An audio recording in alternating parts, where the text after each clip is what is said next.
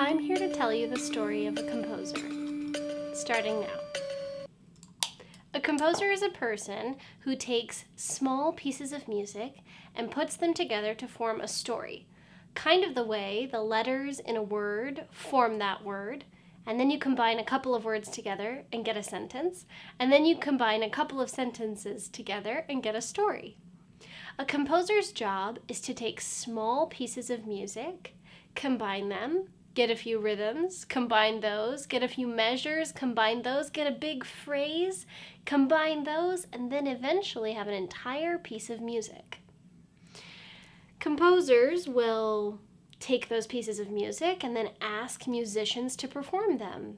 Or sometimes a musician will say, "Hello, Mr. Composer, will you write a piece of music for me?" And that's called a commission. Let's talk about your composer of the month. For first grade, you're learning about Francois Couperin. He was born in Paris, France in 1668. He came from a family of musicians.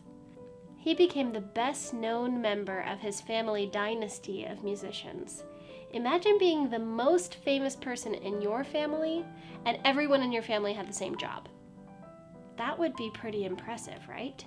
His father, Charles, was organist at Saint Gervais, the famous church in Paris. The Couperins lived in the organist's house, which was attached to the church. Francois probably studied organ with his father until he passed away. Francois was 10 years old when that happened. The church decided to let Francois become the organist because of his talent and hard work when he turned 18 years old. He remained organist of Saint Gervais until he died in 1733. He married a woman named Marie-Anne Ansault. They had 4 children who also became musicians. When Couperin was 22 years old, he began to print and sell his own music, just like a composer does. He also turned out to be a great businessman in addition to being a teacher and a composer and a pianist. In 1693, he was selected by King Louis XIV to play services in the Chapelle Royale in Versailles, just outside of Paris. This opened up a lot of opportunities for Couperin. After arriving at the court, he became the teacher for the royal family members, and he turned out to be their favorite one. Couperin's favorite instrument was the harpsichord.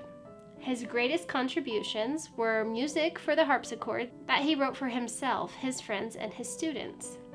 His 4 books of pieces for the harpsichord contain dances. In these 4 books of music that he wrote, he created songs that told the story of his friends and conveyed his feelings and sounded like they could be dances of that time. In each composition, he presented an idea that he hoped the listener would understand through the way the music was written.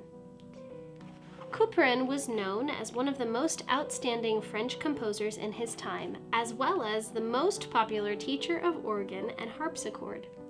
Many young composers who greatly admired him dedicated their compositions to Couperin.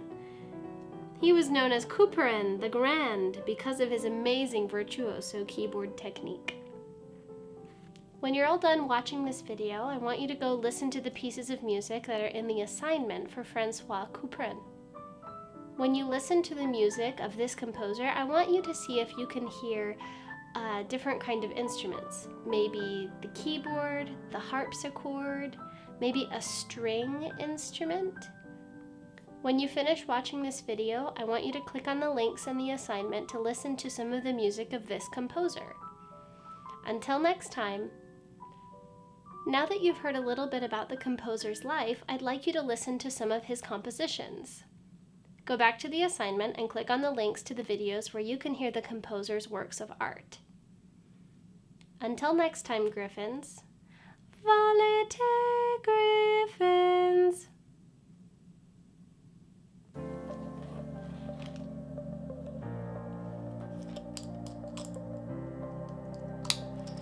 Job well done.